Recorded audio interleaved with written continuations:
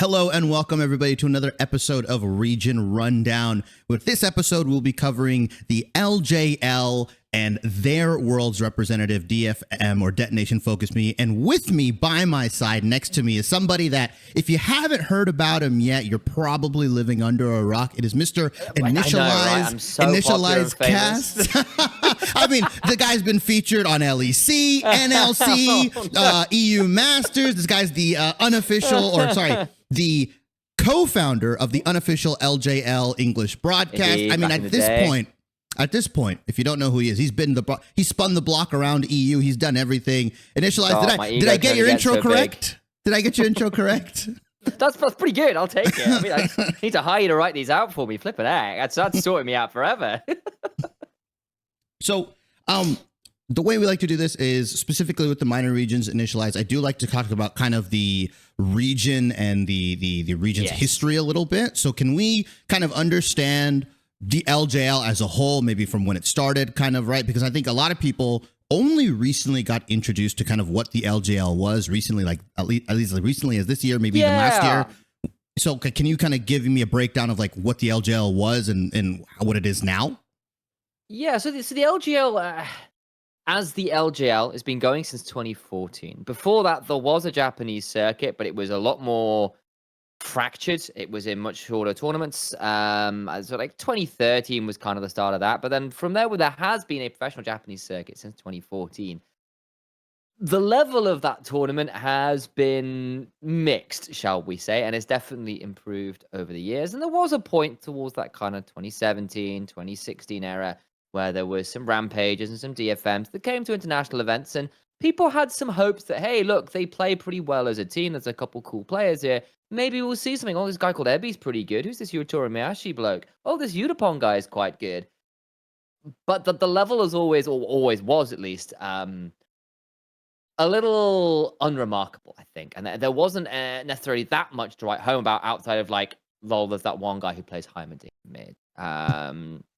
That kind of thing. But, things began to shift more towards that 2019-2020 season when certain teams began to get a little bit more money and certain teams managed to start collating some players and some really scary super teams began playing off. But yeah, for a long time, we had a very different kind of look to the LJL with a lot more limited teams, a lot more limited in terms of the level of those teams, and then kind of on top of that, you're looking at quite a stratified level of strength in the sense that, like, look, the bottom of the pile wasn't very, very good, but the top of the pile is a team that everyone will always remember because it was DFM. DFM basically finished first or second for like the entirety of the LJL's existence. They are nuts, and if there has been something about Japanese League of Legends and a team and a kind of banner that has been raised that people will point to and say, yeah, I know that, but it has been DFM. And understandably so, because I think that outside of 2021 summer, I think it was 21 summer. No, it would have been 2020 summer. Apologize. DFM's worst regular season result was 80% win rate in the regular season. 80% in the regular season. With the exception of 2020 summer, where despite a regular season where they went 50% win rate, they still went from the first round of playoffs to go to the finals and then lost in a 5-game series to the eventual team that went to Worlds and V3 esports. So even in their worst before-week split, they still made finals. And so there's always been like DFM plus X, maybe one or two other teams that have been alongside that level, but where other teams have come and gone, DFM have been at the top pretty much all that time, at least competing for it. But the LJL as a whole has been on an upwards trend over the last couple years. Certainly to the point where I think some of the other minor regions have looked at this team with sweat. C9 have looked at this region with a little bit of sweat. And I think that when the success started coming in, perhaps a little bit unexpectedly to some of the viewers, that's when things started to shift. But the LJL as a whole has been going for a little while. So as I've kind of been alluding to, with less of that success, it's more that kind of break point in the sort of 2020-ish era where things began to really look a little different. Yeah, it's interesting that you mentioned that early on, or even quite a while, the LJL was looked at as a region that maybe didn't live up to certain expectations, right? Because it's not like Japan, doesn't produce really good gamers and other things, right? Like they're very dominant in fighting games. They're very dominant in a lot of other forms of video games. So it was kind of surprising, I think, for me when looking back and kind of going through them. It's like, well, they've had some like pretty middling performances. Like, why isn't could you maybe shine a light onto like I can why dive into this because I have done some thinking on this. There's a few so, reasons on this. Yeah, why is Japan's So that's changed a little bit more recently with Valorant. Interesting. It has changed a little bit more recently with Valorant. We'll come on to that a little bit later because obviously it was it's not Paper X, it's the team. I always I have to go look it up again. Who's the really famous Japanese Valorant team that's just escaping my mind because I always think it's Paper X and it's not Paper X. And I go, it's the team that's not Paper X in my brain. Zeta Division. You'll look it up now. It's fun. That's the one. It's Zeta Division. It's Zeta Division. That's who I'm thinking of. That's kind of an exception. They've kind of come out of nowhere and have done very, very well a little bit. But League of Legends for a long time was up against a lot of stigmas and cultural differences in Japan. So a couple of things you need to be aware about Japan. One, Japan for a long time has largely been a console and arcade-based gaming nation. This is the home of Nintendo. It is the home of Sony. People play on PlayStation. They play on the Nintendo Switch. They do not play on PC. If you are a gamer, if you're playing Japanese games, just the wealth of advertising, marketing, and games that are out for you, it's just so much bigger on things like the PlayStation and on the Switch, as I'm kind of saying. And then beyond that, the arcade culture is huge. If you've never had the chance, I highly recommend getting out to some of those Japanese arcades because they are just next level. I am talking full like haptic Gundam cockpits. You go in and there's like a room of Gundam cockpits and you have like 10v10 Gundam warfare where you have your own cards that you bring to the arcade that have your specific loadout that you've paid X amount of money to get sorted. And all these arcade machines with like remarkably intricate and bespoke input systems aren't just standard controllers or standard joysticks and buttons. You're looking at like full keyboards, like those in piano keyboards that are done with just pressing in the air. You've got other ones where like you have like a whole card deck that's with like a trading card game you come in and play on the arcade machines that are very specific to those arcade machines. That kind of thing. And so you've got this really in-depth and supported arcade culture that's supported, again, partly by just the density of a lot of cities, which means people go towards that. And so that's where the fighting game community still has a lot of ground because it's on consoles, it's in arcades, and people go after school a lot to go play there. The other side of this coin is PC gaming for a long time was associated with people playing dodgy games. It was games you couldn't get rated on the PlayStation. It's games you couldn't get into the arcade. Maybe some of those visual novels were some of the interesting content, shall we say. If you were playing on PC, it came with that kind of slightly salubrious, slightly dodgy connotation that you were, if you maybe playing games that were not great to be playing in public, shall we say. And that's not true, of course, but that's what was associated for a long time. It came with that connotation. And obviously, you go to Akihabara or whatever, and you see all these dodgy R18 games that you play on the PC that you can't get elsewhere, and that's what people associated with it. So you've kind of got this 1-2 punch of consoles and arcades being the primary way that people play games. And the other side of that is, oh my days, you play PC? Oh, that's a bit weird. And that's changed slowly over time. It has, just because PCs have become significantly widespread. Gaming on PCs has become significantly more widespread. And while Japan's quite insular, that's still come across.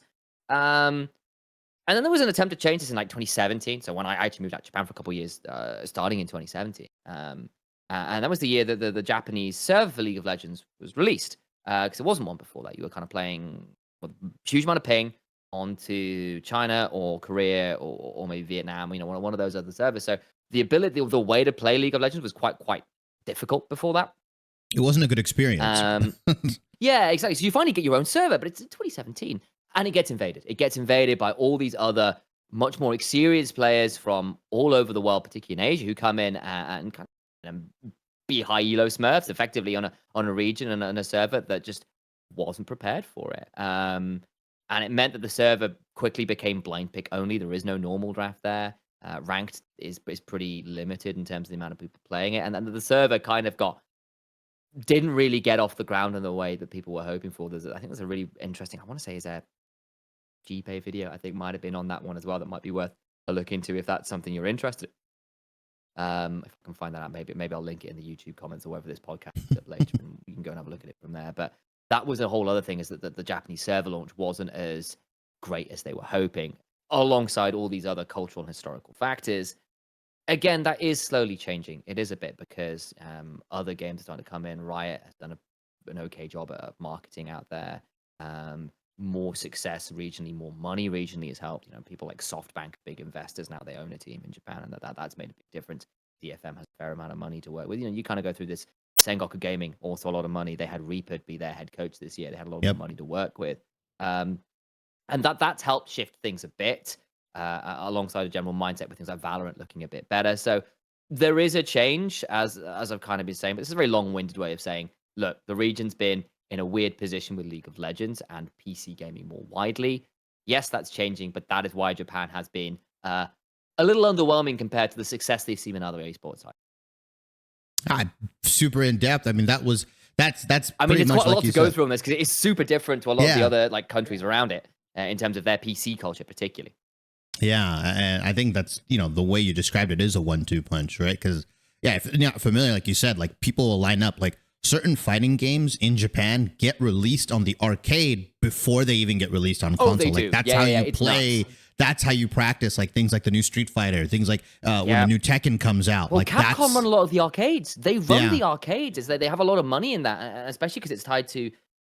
The other thing it's sort of tied to is often gambling stuff, because pachinko is a big thing in Japan, because gambling is largely outlawed or very hard to get through, but pachinko is not. And a lot of the pachinko machines, which you get very interesting metal balls, the short stores next door will trade in for interesting items that you could pay for with those metal balls. So you kind of, it's a long story short of kind of gambling legally, effectively, but a lot of those sort of like arcade machines for gambling are done by Capcom, by Konami, by all these other big game companies. They run the arcades, they run the pachinko stores, and so they have got a vested interest in making sure the arcade scene still really, really, really keeps going, and that really does apply to those fighting games where the arcade scene is huge in Japan.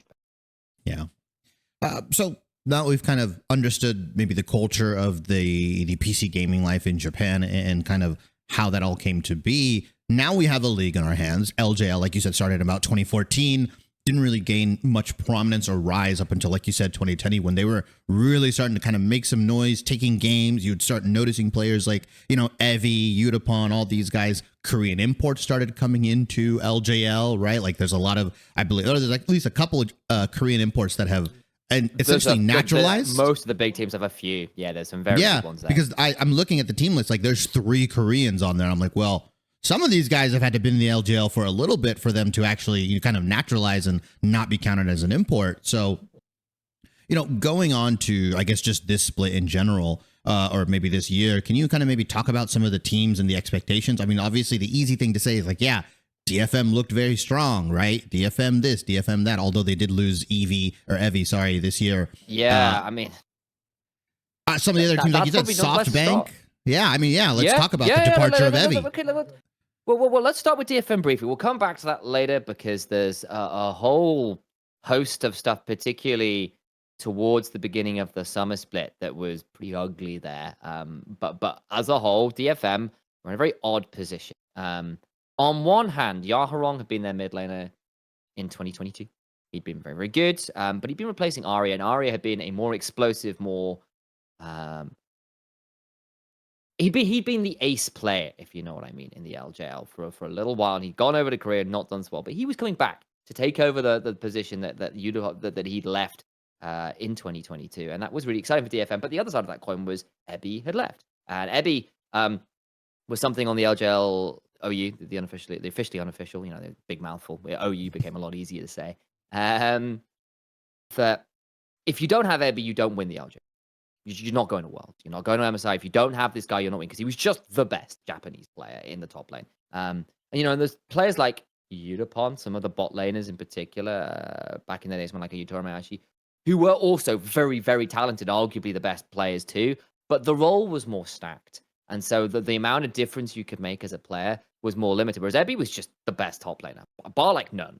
by a significant margin. Like the guy just played everything, would win every matchup you cared to mention, would find ways to impact the game in multitudes of different styles. And losing him was a really big deal, because then you were looking at a Japanese top laner you needed to fill in. It couldn't be a Korean, because you already absolutely rammed the guild with Koreans. So there wasn't any space there for an import top laner. So you're then looking at a resident top, and there weren't that many going around. So they ended up with a guy called Told 2, who we'll come back onto later. But it left some question marks about how good the team would be, especially because some of the other teams had gone pretty big. And the two I'd really like to highlight is SoftBank HAWKS and Sengoku Gaming.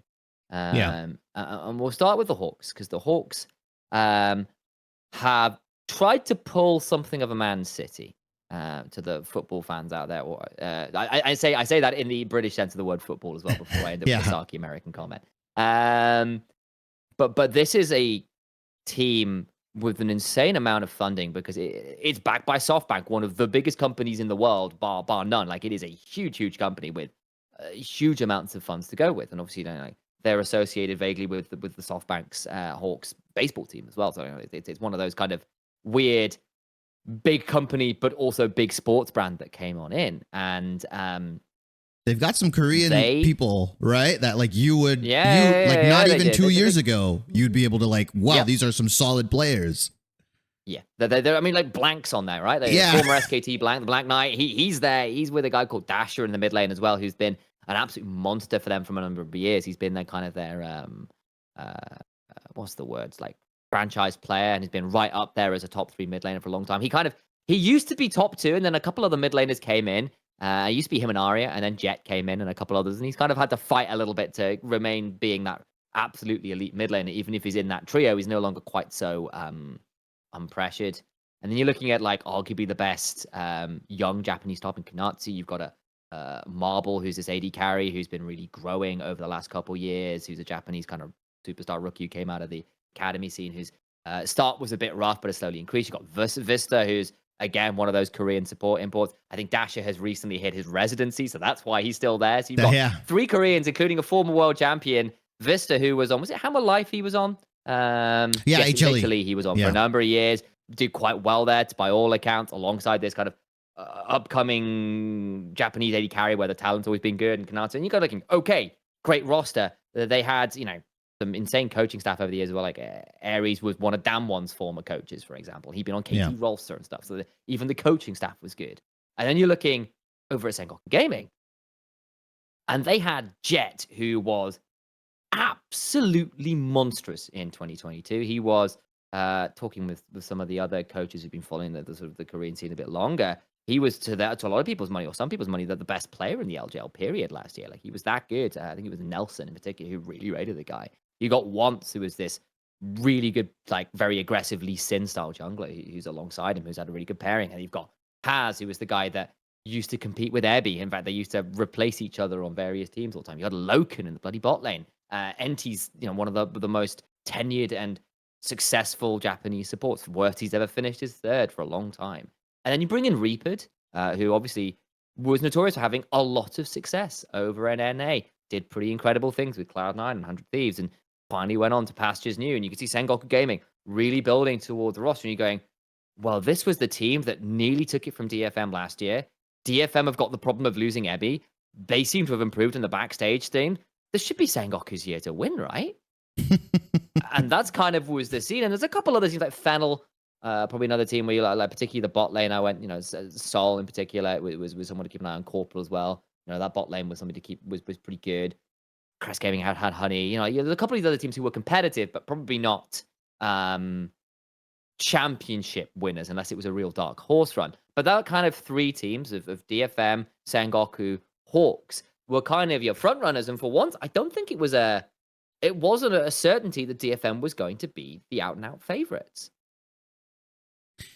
And I do want to, before we get into it, I do want to kind of talk about, some of the potential that a lot of these players had. Because I was looking back, and there were like Reddit threads, there were, articles, official articles written about the LJL, about like, how can our players, one or two of them, to be fair, my level of bias. How can our players do internationally? Like, are there players worthy of importing? Obviously, Evie was one of them. And I do want to kind of get your understanding, like, Do you think it was a too little too late to kind of import Evie into a region? Because I feel like Evie was almost at the peak of his power, or maybe, I don't know about peak of his power, but he was very, very good for a very long time. And I think a lot of people felt like why are we importing somebody so late into their career? And were there other individuals throughout the time, maybe up in, like you said, 2020 up until now, that you think legitimately could have done done well in other regions like NA or EU, right? Like, what has kind of been your take? So I actually think Ebby was playing his best League of Legends in 21 and 22. And obviously, I also stand relatively firmly against the, oh, you're too old, you're not good at League of Legends anymore. Yeah, of course. I think it's lazy. I think it misses out on a lot of the reasons why players tend to fall off a little bit as they get older, and that involves things like burnout, in terms of commitment, in terms of just playing the game changing, in terms of for a lot of Korean players, military service looming. But Ebby was, actually many years into his career playing his best League of Legends in 21 and 22, and I think it was an understandable gamble to bring him over to EU, even if it didn't work out necessarily as well as was hoped. We kind of saw some glimpses in winter. We saw the improvements across summer, but there were issues in communication. There were issues in terms of being coordinated alongside levels of play. And maybe this isn't the podcast to get into this, but I don't necessarily think that going off results there is necessarily going to give you the correct answer as to whether that import was worth it. And I wonder, and we'll see what happens next year as to where he ends up. But as far as other players to import, I think the other player I think could have been imported, may have been import is a player, and this is like Japanese native, because obviously there's a lot of very good Korean players there. Yeah, who often go to the LJL in order to make a name for themselves. If you're looking at NA, River was an LJL player. That's where he made his name for himself if you were an older place. And obviously he and Gory are now doing very, very well for themselves on Golden Guardians, and became a bit of a surprise. Boogie as well for TSM, when people thought TSM were going to be crap at the beginning of the year. I didn't think so. I thought they were legitimately going to be quite good, because I thought Maple was a little bit slept on, and I thought Boogie was legit. And it turns out Boogie was, in fact, Boogie's legit. Yeah. And I've known this guy for a long time, because, they would come over to the likes of the LJL, and they would make a name for themselves. And so putting the Korean players aside, because that's kind of a proven thing. There are players that have done pretty well there. I think players like Honey, players like Vikla might end up in a decent position there eventually. That we'll see where that all goes. For Japanese players, I think the one that you have to look at is Yutabon. This guy has been playing for such a long time at an insanely high level in so many different games. This is a guy who has played every role except mid lane competitively and won in the role. That's top, that's jungle, that's support. The only reason he never played mid is because he was playing alongside Sarah, and there was no point in playing mid. In fact, he was playing top lane for a lot of this split, because of reasons we will get into later, because that was a whole deal. But he's just incredibly talented, incredibly versatile, and a player with both a lot of experience and a lot of flexibility in terms of not just his champion pool, but his playstyle. This is a guy who's just played so many metas, so many different roles, so many different positions within a team where, like, okay, the team is playing around mid jungle, the team is playing around top side. I'm just going to have to play Ezreal and deal with the fact my support's never in lane, or my support's not a great laner. Fine, we're not going to play for lane, we'll play for other things. Okay, actually, I've got a support that can play for lane. Let's go for these level 3 kill combos. The styles of play, not just in terms of hyper carry, in terms of mages, in terms of weak side play, in terms of low tension, higher tension, that kind of that just sheer flexibility makes this guy really, really good. And then you just look at his game sense. Like, this is a guy who is what? He's global elite in CS:GO. He's Radiant in Valorant. He's one of those god gamers. Yeah, he genuinely was. Like, there was a half serious joke that he might end up going pro in Valorant at the same time as League of Legends. He was that good at the game. So, like, it was just like, this guy's cracked. And I think, again, it's shown again this year why he has been so highly rated, and why he is the only other real competitor in my mind to being the Japanese GOAT in terms of League of Legends, alongside Ebby, because he just is really good at League of Legends. One of those kind of really crowning glories of his play is just that ability to play whatever you need him to. Be that another role, be that a weird champion, he's got you. So we've talked now about the potential of certain Japanese players into the regions. You gave us the rundown of like some of the teams to look out for this split, or what was the original storylines. But it feels like it's just that astronaut meme where the astronaut's pointing the gun at the other astronaut, and it's the world. And it's at the end of all this, spoiler guys, DFM wins. But can we get to that point? Like, let's work backwards from that, because I think that's a more interesting conversation to have. It's like, DFM won, but they were tied with, I believe, in the regular season, SoftBank HAWKS, right? I think they both had the same regular season score, game score. Yes, I think they eked out the tiebreaker. That DFM, they ended up being first seed overall. Yep. But there were a couple teams, right, there ready to talk. So can we work backwards and talk about maybe SoftBank and Sengoku and some of these other teams? Because for people that I'm familiar with, I still believe LJL, all 8 teams actually end up going to the playoffs. There's just an upper bracket and lower bracket, correct? Let me say, so the playoffs have had these weird things of changing considerably over the years. Okay. So generally speaking, the way it works is top 6 go to playoffs. Okay. Bottom 2 do not. But that basically means like you've got a lot of teams that end up in playoffs, like a lot of teams that end up in playoffs. And that's the way it works for spring. I'm just double checking, like I'm not absolutely. Whereas for summer, everybody's in. Summer is that's everybody. The difference. Okay. Summer's a different look. It's also just a different amount of games played. Like if you're looking at like spring season, it was what was it? It was 14 series you were playing. You know, Sengoku ended that one 13-1. DFM were 12-2. They were then it was SoftBank just behind them at 11-3. So like it was very close. And then summer, Sengoku Gaming were 4-3. They looked a lot more ugly. It was only 7 series playing, but DFM was 6-1. Hawks at 5-2 alongside Fennel, who'd really come into their own with Tanner in the top lane, looking monster. And you know, it's a very different look in summer. But DFM somehow, some way, still end up with an 86% win rate, 12-4 in game score over a summer split where things could not have gone more wrong. And I suppose here's probably a good time to kick into this because it got ugly.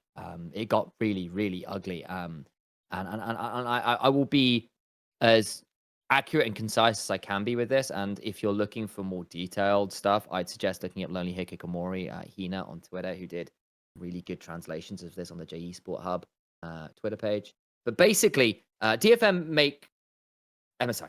They do it despite the fact that they've lost Ebby. They've got this rookie top lane who's only really been played a season before that, and he was on a very mediocre team. So he's coming into the big boys club, very young player, and they make it despite the fact you got all these other teams, all this money, and all these incredible coaching staffs. They get to MSI, and it's not what they're hoping. It's not what they're hoping. Tol2 in particular, this top laner, is forced to be on Malphite duty and leading out resources. And, you know, I was hearing from behind the scenes that the team was feeling like they had to play absolutely psychopathically on the other side of the map in order to make things happen early enough to get the leads early enough. They wouldn't bleed out through top, and they felt very constrained and frustrated. And there was an interesting. There was quite a blunt interview with Harp in Korean where he was saying, "Look, we have problems with the top side," and that's relatively unusual because normally you'll find a lot of Korean interviews are a little bit more team based. It's like, oh, I failed. Yeah, that kind exactly. Of stuff, right? You tend to cover a little bit more, whereas this was a little bit more honest on that front. Truth there. The problem is the fallout from this was that Tol2 ended up running away from the team house because he was being abused. He was being by the coaching staff and other members of the staff, and it was very effectively that was the coaches of Kazu and Seros, who was the former mid laner, that Heimerdinger player, who were the coaches, who were doing things like comparing Tol2 to dogs in the street. And that was his level of play, and that was all he was worth. And you know, horrific things like this, which is way out of line, effectively because they were frustrated with his level of play. They were frustrated by the constraints that was putting on them, and then the response was effectively to lambast and bully the guy into trying to get a better performance out of him. And understandably, the guy went, I've had enough. I'm calling this out. I'm getting my lawyers involved. I'm leaving.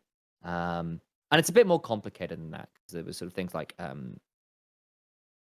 who was involved, who wasn't. I think a lot of the players pretty much were innocent. I think Toltu in particular called out Utapon as someone who was offering him a lot of support and trying to help him through this and trying to help him help him and support him through the actions he was taking. But the end result is Toltu left the house. He was no longer playing for the team. He was removed from the active roster. DFM were fined. The Seros and Kazu were fired and banned from participating in the LJL in any capacity for, I don't think it was permanently, but certainly a number of months. And they've issued public apologies. And Toltu was free to leave the house, free to leave the team. If he wanted to find other places in the LJL to work with, I think. After internal investigation, the CEO of DFM, who had some, I don't know whether it was necessarily knowledge, but didn't do enough to stop it. Again, I'd go look up the absolute details from Hina's tweets. There'd be some significant better translations than what I'm offering here. But in short, the guy was basically cut, not necessarily salary, but all of the bonuses he would normally get as CEO, or all those dividends, all that stuff. They're the bits where CEOs get a lot of their actual money from. It just got cut, doesn't get any of those. He's still in his job, but has been lost a significant amount of money, more than just a slap on the wrist, which was a fairly significant deal, obviously. And that was the beginning of the summer, where Toltu has left, team's in disarray, the coaching staff is gone because of exceptionally poor behavior. Toltu has left because he's been used bluntly, and they're now in a position where DFM don't have a top laner, where their coaching staff is gone, where the team is under heavy amount of scrutiny from the public, and especially as a very popular team within Japan and honestly globally, it was a very difficult be in. At which point, DFM end up playing with Lan coming up from their academy roster, who is the one of those up and coming Japanese AD carries who's pretty good alongside Marble. He ends up taking over. Utapon goes back to top lane, a role which he started his professional career in. And despite all of this pretty horrendous drama, despite losing very important parts, and the fact that the coaching staff was a team that was very highly regarded, they still end up winning the split. Somehow, some way, they still end up winning the split. Utapon pops off in the top lane. Like, he is legitimately, running kids over on Rumble. Milan's having a great time. Arya and Steal are absolutely crushing it as a mid-jungle duo, and Harp is, another one of these kind of upcoming Korean hyper-aggressive roaming supports. They have a really good split. And they win with Utapon in the top lane and qualify for Worlds. Despite, as I was saying, some of the most horrific drama I've seen in League of Legends in a very long time. And for the record, Toltu is safe. He's out of it. He's in an okay space. The players are in an okay space in DFM. The coaching staff has been replaced and it's much better. And things ended about as well as they could have for being a very bad starting point, relatively speaking. But as I said, despite basically taking a full automatic clip to the chest as far as penalties and what would be the term? Losing your coaching staff, losing a play, it's not that, there's a lot of stuff that happened, right? They, like you mentioned, I think what a lot of people are going to go unnoticed or not understand is that midway through, they lost their coaching staff. Quite literally, their coaching staff got the boot, right? You said, the CEO. Yep. To perform under that pressure, to perform all while that's happening. And, I think the thing to extrapolate here is, obviously Toltu was the one getting a lot of the abuse, but who knows what else was happening, right, with these coaches? Who knows what else they would have been doing in regards to the other players? I don't doubt that maybe some of the other underperforming players might have gotten a word or two here. Maybe not as bad as Toltu, but it's one of those things where, in spite of everything happening, Utapon is playing things like Rumble. He's playing things like Gnar, Renekton. You've got your mid laner and Arya playing stuff like Nico. They're the champion diverse. Somehow they're still trudging on and pushing through. And in a weird way, it's inevitable that DFM won the split, like you mentioned. I mean, put it this way. the MVP standings at the end of the regular season were 6 awards for Aria, who's come back into the team and has once again proven he is the god of the mid lane in LJL. The second place player was Utapod in top lane with 5. Like, not only is he had to roll swap top on very short notice for pretty difficult reasons, he's gone in and done a really good job of it, and that's very, very impressive, incredibly impressive. And from there, you have this scenario where DFM have now got to Worlds, having done so on the back of a very challenging split, and done so pretty impressively, honestly, actually, off the back of pretty star performance out of both Aria and Utapon, and the rest of the team also having a good time of it. But now you've gone to Worlds, and they've, now that the roster lock has kind of been opened a little bit coming into Worlds, they've managed to pick up a big-time veteran of the Japanese top lane who kind of sort of retired this year in Apperman, who became a dad like a year and a half ago, 2 years ago.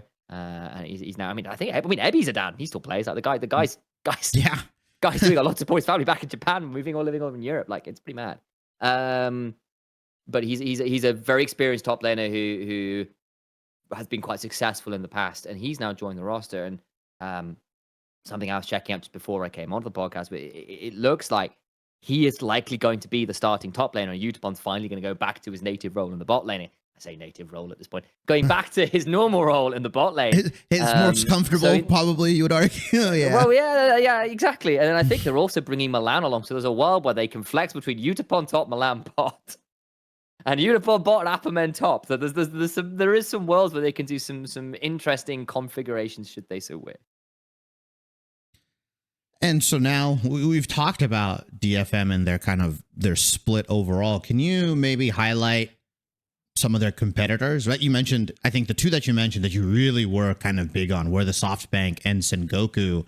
I want to talk about SoftBank because on paper, like you mentioned, this roster, they should have done work. They should have done work. They could have, this easily could have been the team that LJL sent to Worlds, right? Like you mentioned, former SKT jungler, blank, HLE Vista, the same Vista that laned with Deft back on HLE, right? You've got Dasher as well, another Korean. You also have Aries, right? A Korean coach on a predominantly Korean team, in theory, should have done very, very well.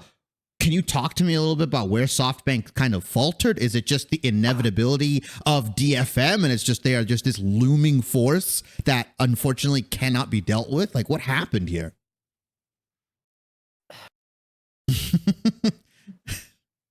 This is going to take a little bit of... Hawks have been notorious chokers for as long as they've been in the damn league, I swear. Oh, so they're Pain Gaming. They're the Pain Gaming. So close to glory. Yes, they are. They have been so close to glory so many times. And they have legitimately got really good, great players. Just not DFM. It's the problem on it. And actually, no, they got to the finals. They went to 5 games against DFM, and it was a close series. It legitimately was. And again, this is a DFM that was in a very awkward position. But part of the issue is they don't quite have the same level of flexibility that a team like DFM. Like when you have got players who you've got playmaking and carrying potential from pretty much any role you care to mention. Got a lot of versatility in champion pool and strategies available. And Hawks have got a decent amount of that. They do. And Dasher and Marble have had really excellent splits, really excellent years. And Marble in particular has been a real glow up from a player that was very much struggling towards the beginning of last year, but towards the summer split was really, really turning it on. And has again had another really good split. It just is a little bit of that clutch factor. They just seem to miss. Players like Blank and Dasher are excellent players, but sometimes when it matters, are either they're doing well and the rest of the team is just having quiet games, not even necessarily bad games, just quiet games. Whereas DFM, when the chips are down, when a team like that is down, they punch back bluntly. They have a little bit more X factor, and that does seem to be the problem with Hawks is They had a lot of money, they had a lot of players, and for a long time they're a bit of a laughingstock for having all this money and then just not being very good. But the improvement's been there year after year, particularly the last 2 years. They have been legitimately very good, but very good hasn't been enough to win. And it's another galling loss to lose in a game 5 against DFM. Again, it's so frustrating. It's so frustrating. So we talked about those two teams. I do want to just give a little bit more on kind of Sengoku. And like you said, they had Reaper coming in, who's had tons of success, right? Obviously, another coach who comes into a roster that has a solid amount of Koreans, right? Once, Jet, Loken. Loken is, if you guys aren't familiar, he's from JDG, right? He played in LPL. He was a pretty damn good support, or sorry, bot laner in that regard. And then you also have, like you said, Once and Jet. Another Korean coach with a predominantly Korean roster.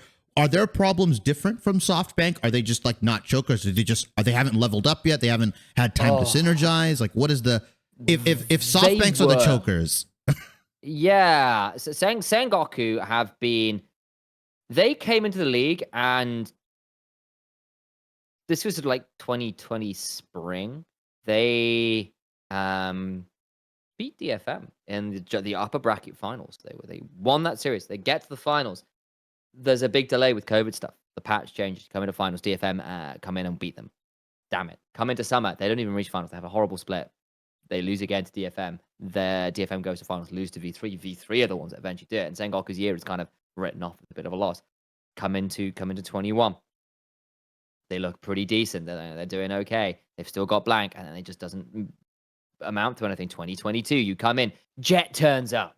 Oh, Jet is brilliant. Jet's fantastic. And then this team with Jet and Once looks genuinely dangerous. And they are beating DFM in the regular season. They are the best regular season team.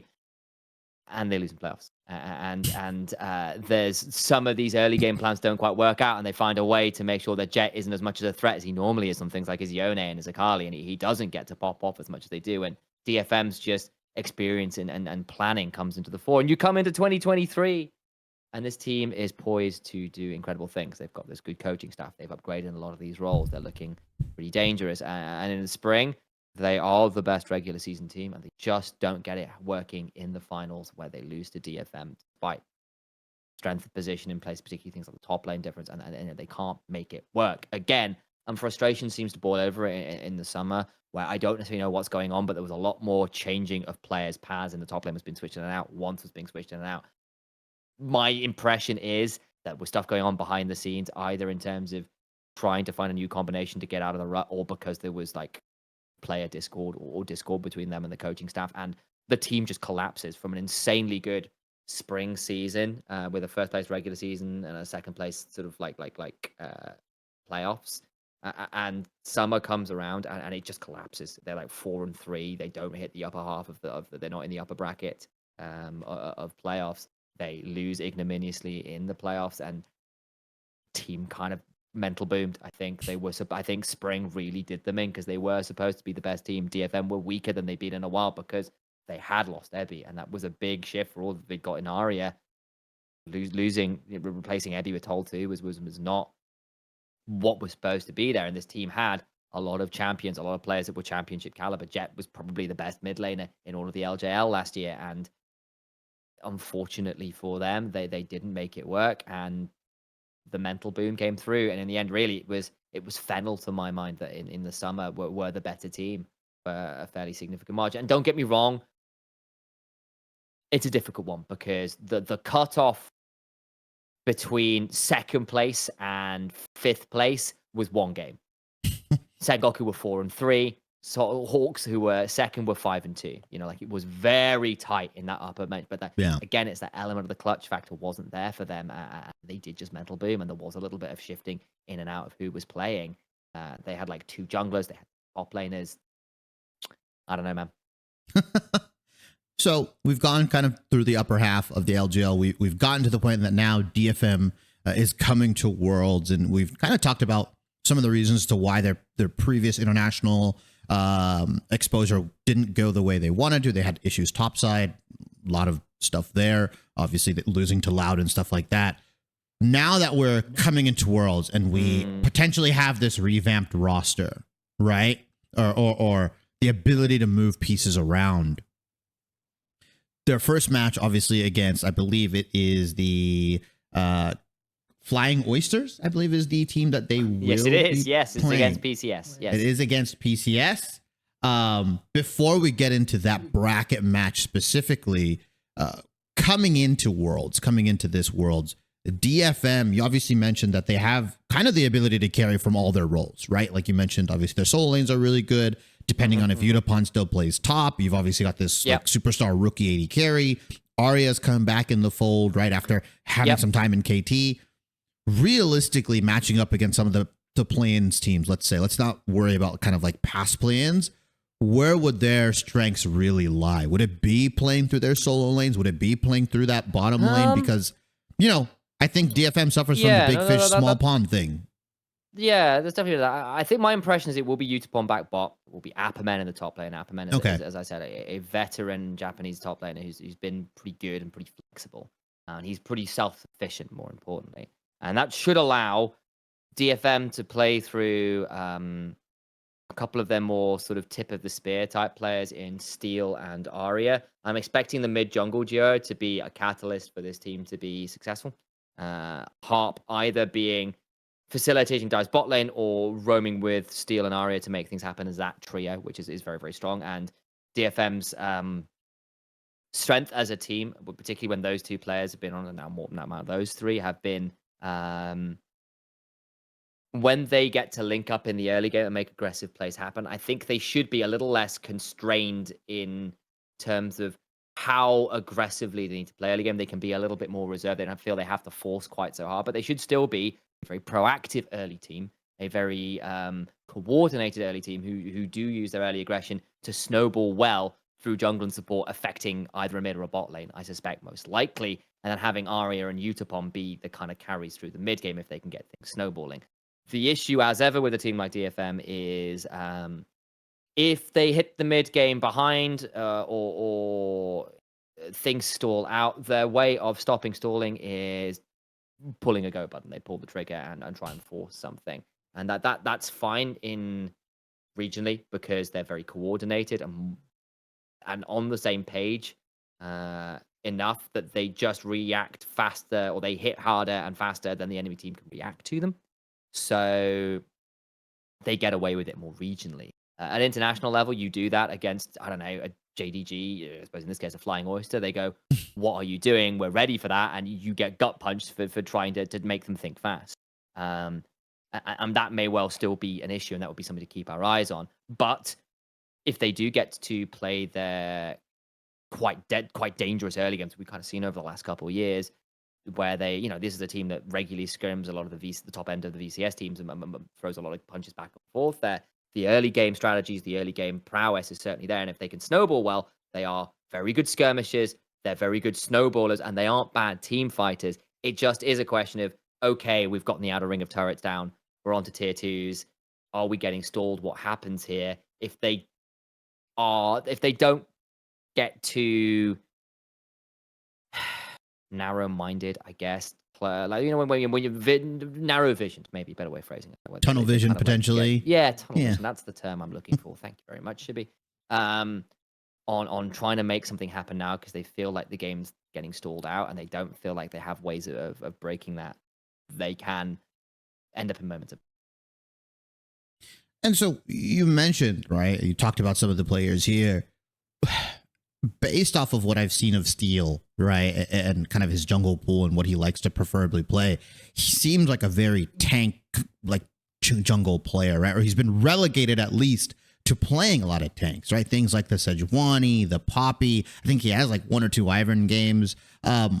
When talking about Steal and talking about this DFM team, is he a liability? Is he like just consistently very good? Like, is he willing to kind of do some unorthodox pathing, or is he someone that very much so can be exploitable, right? Because I want to talk about this player because we haven't really been able to highlight him. This guy has the ability to play other things, but it seems that he's kind of been relegated to tank duty almost.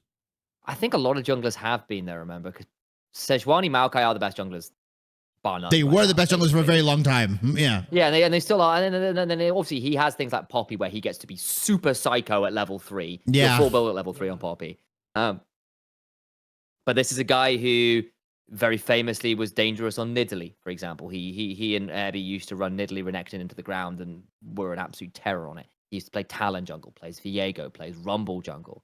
I think he plays like The Rumble Nocturne. jungle didn't work out so well this time around, but he had that in the pocket. He is a Kha'Zix player. He is an Ivern player. Nocturne is his 3rd most played champion ever, which I think might be a little bit surprised considering sometimes Nocturne's a bit niche. So for all that he is very good and has been asked to be more on that kind of engaged tank option right now, he has a broad enough champion pool to have things like Nocturne, Kha'Zix, Viego kind of in that back pocket as something to kind of change the way a draft looks.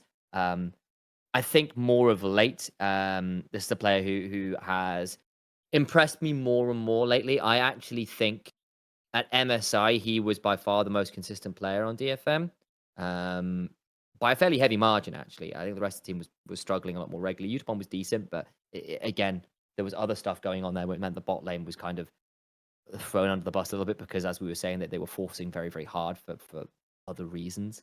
And Arya was fine, but not world breaking. I think Steal actually did have a very good time with it. And it will be interesting to see, I think, where this goes, because I think Steal is a player who he is the reason why there's 3 Koreans on it. He's now been playing the LJL long enough. He's been a resident. Yeah, he was a resident. Shift that happened in 21, basically, partway through 2021, like 21 summer. Steal became a resident.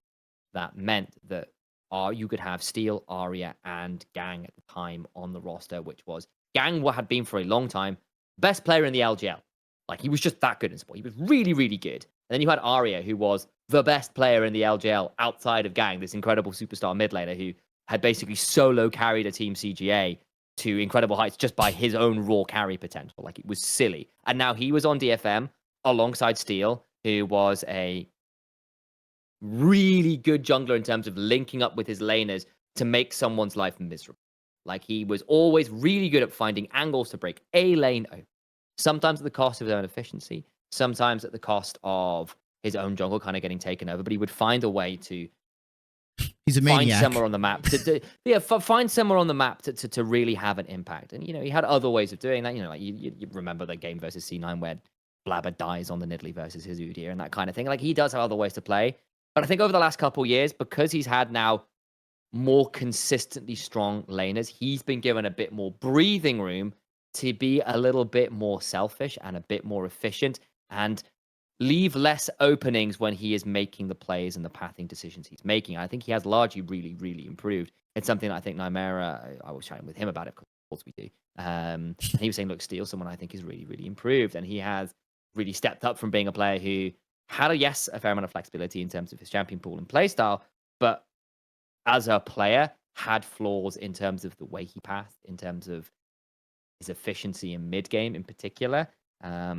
Now he's still got a lot of strength in terms of his ability to coordinate with his team and find places on the map to make things happen. And then also quite smart scouting of enemy junglers and finding good early paths in particular to make things happen. And then just good, just general coordination with his team and skirmishes and team fighting. That's always been pretty okay. But now he's a lot more efficient. Now he's leaving less openings in terms of where he is on the map and why he is in places on the map. And that's been really good to see. And then on top of that, actually the team fighting, which was okay, has now become quite good. He is much more of a shot caller now, I think. And that makes things a lot better in terms of his ability to control the game in that mid game. And, when we kind of look at all the other minor regions, a lot of certain teams have very, very defined strengths. And you've been talking a lot about the team fight potential of DFM. There are certain teams in this group or these brackets that have very good objective control, right? Like First Dragon, First Herald. Can you maybe talk to me about where DFM prioritizes this? Are they a team that prefers to take objectives? Are they a team that prefers to flip in terms of you guys start the objective and then we want to fight into you? Like, where do they kind of fall? Are they just kind of like more opportunistic where it's like, hey, we've got a winning bot side or we've got a pushing bot side. Arya has push in the mid lane. the logical thing to do, the opportunistic thing to do would be to take Dragon, right? Are they forcing the issue, or are they more on the pensive side where they're like, let's see what happens, and if it looks good for us, then we'll kind of do this dance, do this do-si-do around the objective? Yeah, I mean that's this is where this gets quite interesting, because DFM has always been a little bit of a hard team to read on this, partly because they are so dominant that they end up just winning by default sometimes. Yeah, like it's just like they a win thing. lane, they win game. They win lane, Yeah. they win game. They fight all these objectives, and particularly they are quite dominant in the early games through laning and stuff. And that's been a bit more difficult again this split, where this is going to be a question that's going to be quite challenging to answer, because so many things shifted in terms of where they were playing on the map and how they were playing on the map because of huge shifts. So in spring, they were much more around mid and bot than playing for team fights. In summer, they put a lot more effort towards Arya and Utapon, and Milan was kind of asked to be kind of a secondary carry. And now coming into Worlds, it would be, well, what does this look like now with another iteration of this roster? But what you can guarantee is really strong synergy between Steal and Harp, very strong laners, particularly where Arya is involved. He is a very competent player, and they are very strong playmakers in particular.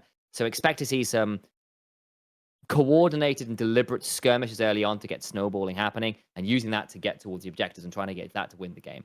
If those early plays go wrong, they can sometimes overflow. If they get to the mid game and they are kind of behind or feeling stalled out, that's when it gets a bit ugly for DFM.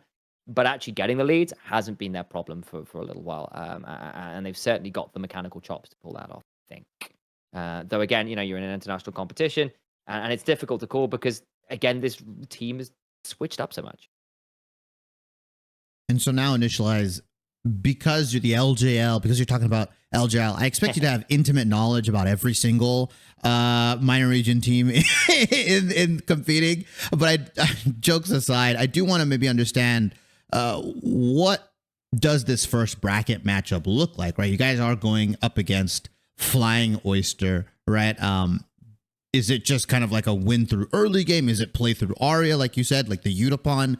Does he just have, does this bot lane of DFM just have a distinct advantage? Would you consider them one of the better bot lanes of the league, right? I know a lot of people have been talking about like Waco and Woody on PSG. There's other bot lanes. Like I feel like bot lane and jungle specifically for this play-ins bracket is like such a stacked play-in.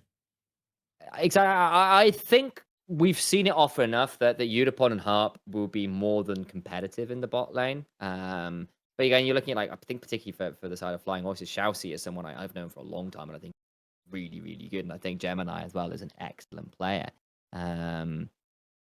I still think DFM on paper should be able to compete. I don't know whether I would favor them. I think, as I said, there's a little bit too much that has gone wrong this split to make me feel entirely confident. But like, the raw talent is there for sure. I think Flying Oysters are favored, and I don't think that's unreasonable to think. But I think, like a lot of the PCS, they are a little bit slower. And if DFM can come out and be a little bit more aggressive early on, use some of that decisive early playmaking that has gotten them early leads in the past, that should be good. But then, if you leave the likes of Jimmy to get towards mid game on Zaya and Zia and Kaiser, and you're asking for trouble, right? If it comes down to just mid to late game team fighting around objectives, which it often has done, I'd favor the Oysters. And so now, Initialise, let's say I'm a play-in team. I come to you, I said, hey, I need the blueprint to beat DFM. Maybe you can unveil some trade secrets. Maybe you know some things I don't. I got one day of prep. I said, hey, Initialise, how do I beat this dominant force from the LJL? What do I do? What is the game plan here? If you were to coach play-in team X. So there's a couple of things. It'll be depending on who is the newest player on the roster. Is that going to be Apperman? Is that going to be Milan? Depending on the configuration, you are likely going to have an angle of attack, just inevitable.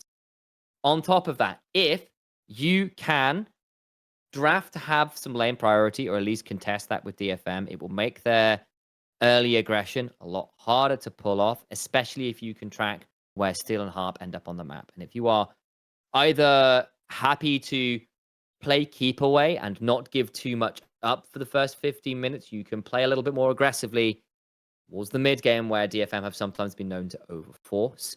Or the other thing is to track where they are and fight fire with fire, because DFM aren't as used to people reacting with as hard a punch as they throw. So that definitely happened at MSI, where they try and force plays early on at the game and just get mad.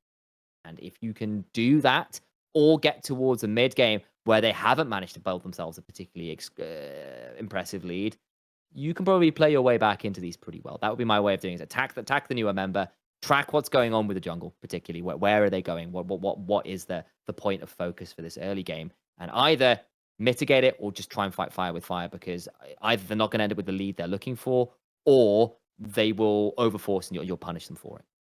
Would be my way of doing it. Of course, if it goes wrong, hey, they're quite good. They might end up beating you at that. They are quite good at it too. So, don't take that for granted as well. So it isn't recommended to kind of slow the game down and get it to a point, like you said, late game. If you can slow the game down, good on you. I'm just saying that's easier sometimes said than done. It's said that you are going to try and slow the. So, and if you are going to slow the game down, you're going to need to do that with pretty solid map control in terms of, or at least map awareness in terms of where DFM's going to be on the map to either trade well or keep your lanes shoved well enough to prevent easy dives and the like. We are getting towards the end, right? We're at that hour marker. Unbelievable that we've been talking about LJL. We've been here a while, I know. I do like to do this. I did this in the last episode. I do want to hear and we can just keep it to the play-ins. If you want to go into maybe the Worlds bracket, you're welcome to. I do want to hear Initialize's 90-50-10. If you are unfamiliar with 90-50-10, 90% the most likely outcome, 50% maybe the second most likely, and obviously the 10 the most unlikely outcome, but potential there, right? Initialize. Give yourself a little bit of time to think about it. I know sprung the question on you. I've surprised you. Yeah.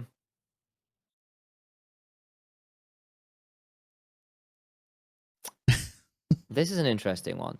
So oh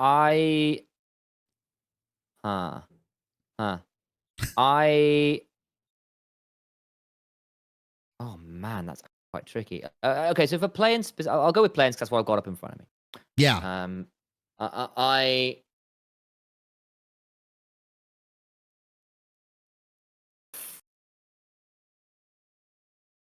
Okay. I think 90% Loud ended up taking the game over GAM. I think Brazil have been on a real upswing and Vietnam have been on the downswing. I'll take that. That's my hot one. I think that's my hot take. Ooh. I think BDSGG should be 50-50, but I'll put that slightly lean towards Golden Guardians because I have a bit more faith in River and Gory to be a scarier mid-jungle duo and should match Nuke and Shao a bit earlier on, especially if BDS's slightly more unusual playstyle is scouted well enough, and that should be doable. Saying I think that's more like a 60-40, but hey, what am I going to do? I'm in my 10%. I think there is a world where DFM could be a dark horse and get CFO and then make I think realistically it will be, say, Golden Guardians or BDS in that run. I think the 10% would be DFM coming and playing spoiler because they finally got a roster that's a bit more put together and this shouldn't be assuming it all comes together. Apperman's a lot more consistent than Toll 2. You finally got a look at that kind of 22, 21 level of like, this team's actually got legit talent there. With that was the whole deal with the 21 roster, the 22 roster. With this was an Exodia roster, right? Like the best players in the LJL coming together and playing together really, really well. Well, there's a little bit of that coming together again. Yes, Apperman maybe isn't the right hand of Exodia, but he isn't a bad replacement, right? It's a decent prosthetic. And that, if it links together well, could mean this team a bit of a dark horse to maybe upset some people on the way out and certainly not be a straight pushover. It's still a 10% because, CFO, you're looking at Team Wales on the other. Is it Team Wales? Yes, it is. Team Wales. Team Wales. Yeah. You're looking at like a BDS or a Golden Guardians. I reckon it's Golden Guardians that end up in that round too. Are obviously favored. I just don't think it's a guaranteed free, and that might be my. You aren't the first person that I've talked to that has said that like Loud should beat GAM. There has been a lot of. I think so. Genuinely do. Upwind for Loud recently. Yeah.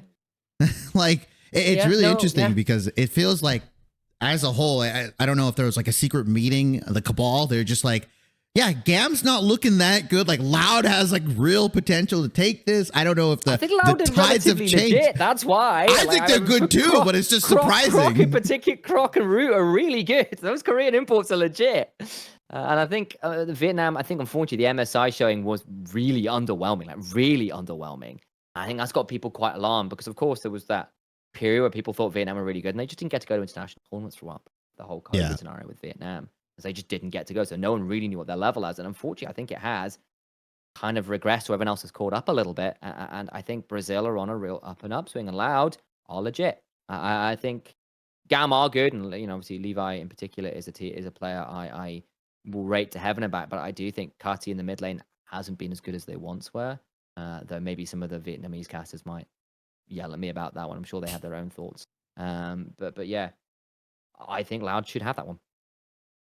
Perfect. Well, I think that's a great way to kind of end this off. Initialize. I really appreciate you taking time out of your day. For people that don't understand, if you're watching it in America, it's like 11. It's 11 a.m. for me. It's 8 p.m. for me. Yeah. And vice versa. Initialize. Where can we catch you? What are you doing? I know it's like off season for a lot. Are you helping with prep? Are you doing content like me? Are you putting your nose to the grindstone? What's happening? Where can we find you? We're doing a lot of streaming. We're doing a lot of content. That's the plans. We're trying to get some off-season practice cast and stuff, and I'll be involved with the Aurora Cup as well for the NLC, which should be good fun. See whether we can be doing some Worlds coverage in some way, shape, or form as well to the best of my abilities. But outside that, you can catch me pretty much everywhere at Initialise Cast. That's on YouTube. That's on Twitter. That's on Twitch. That's my Discord as well, if you find me there. Follow me on the various socials. I promise it's a great time. I'm streaming most weekdays in some capacity. So I'll be there. The minute we're playing a lot of Baldur's Gate, that game is wonderful. Outside of that, we're doing lots of League of Legends content, and we're grinding our way at Valorant and TFT and all the other games as well in terms of getting our casting reps up. So do pay attention. If you need a caster in the off-season, hit me up. Well, perfect. All his stuff will be down below, the Twitter, the socials, everything like that. I'll also link some of the broadcasts that he does, everything. I'll do my due diligence to link it below. But Shibby, once again, you are the best. Initialize, I really appreciate you taking time of your day, and thank you so much. Hey everyone, just popping in here to remind you that if you enjoyed the video, please leave a like, as that always helps out. Don't forget to leave a comment down below, sharing your thoughts. I try and respond to as many as possible. And last but not least, please hit that subscribe button and click on the notification bell so you guys know when my latest video is going to get uploaded ASAP. Once again, I appreciate every single one of you and hope you guys have a great rest of your day or night, and look forward to seeing you back here very, very soon.